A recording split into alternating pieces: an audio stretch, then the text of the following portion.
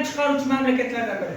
Bizda tabiiy o'sishimiz juda yuqori. O'zbekiston Respublikasi aholisi 2019-yil ma'lumotiga ko'ra 33.2 million kishidan ortib ketdi. BMTning, ya'ni Birlashgan Millatlar Tashkilotining aholishunoslik jamg'armasi ma'lumotiga ko'ra 18-yil O'zbekiston aholi soni bo'yicha 44-o'ringa chiqib oldi. Dunyoda nechta mamlakat bor ekan? 194 ta mamlakatning ichida ko'ryapsizki, demak 44-o'rinda turibmiz. Xo'sh, endi aholi qanday ko'payadi? Men sizlarga bolacha sifatida aholi o'lganlar soniga nisbatan tug'ilganlar sonining ortiqligi hisobiga doimo nima qilyapti? Ko'payib boryapti. Bunday ko'payish aholining tabiiy ko'payishi deyiladi. Eslab qoling. Demak, o'lganlarga nisbatan tug'ilganlarning ortib borish, tug'ilganlar orasidagi farqning hisobiga aholining ko'payishi bu tabiiy o'sish hisoblanadi. Endi aholi nafaqat tabiiy o'sish hisobiga, balki migratsion hisobda, migratsiya hisobiga ham ko'payadi. Buni aholining mexanik ko'payishi deyiladi. Aholining qarang, migratsiya o'zi nima narsa? Migratsiya ko'chish degan ma'noni bildiradi. Migratsiya ichki va tashqi migratsiyalarga bo'linadi. Ichki migratsiya mamlakatning ichida, faqatgina diqqat qiling, mana bu O'zbekistonning ichida. Mana Qoraqalpog'istondan Toshkentga, yo bo'lmasa Jizzaxdan Surxondaryoga, Buxorodan Samarqandga, Andijondan Sirdaryoga deganda mamlakatning ichida ko'chib yursa, bu narsa migratsion, ichki migratsiya bo'ladi.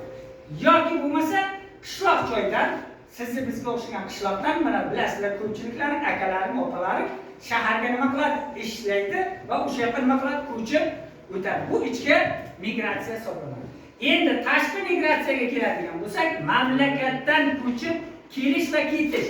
Bu hisobiga tashqi qarang, emigratsiya mamlakatdan ko'chib ketish. O'zbekiston hududidan boshqa mamlakatga nima qilish? Ko'chib ketish. Immigratsiya boshqa mamlakatdan O'zbekistonga nima ekan? Ko'chib kelish hisoblanadi.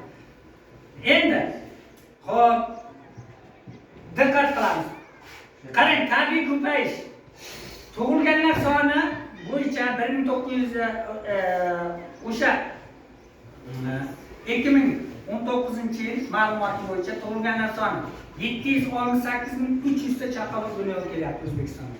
Bir yilda o'lim shu yili 154.700 kishi vafot etyapti. Shundan 613.600 kishi tabiiy ko'payish bo'lyapti O'zbekistonda. Tasavvur qilyapsizmi? Bu butun bir Samarqand shahri har yiliga kelib O'zbekistonga bitta Samarqand shahri qo'shilib yuradi. Xo'p, endi mexanik ko'payish qanday bo'lyapti bizda? Mexanik ko'payishimiz immigratsiya qarang. 2.8 ming kishi, ya'ni 2.8 ming kishi chetdan bizga ko'chib kelyapti va chiqib ketyapti. Emigratsiya 19 ming kishi va oradagi farqimiz minus 16.200 kishi. O'zbekiston aholisi tabiiy mexanik ko'payishi minus saldoga ega. Minus saldoga ega deganimiz bu nima narsa bo'ladi? Ya'ni aholi mexanik ko'payishi, demak ko'payish o'rniga mexanik nuqtai nazardan kamayib boryapti. Xo'p, endi qarang, ana shu aholining, O'zbekiston aholisining ko'payishini biroz tahlil qilib o'tib ketaylik.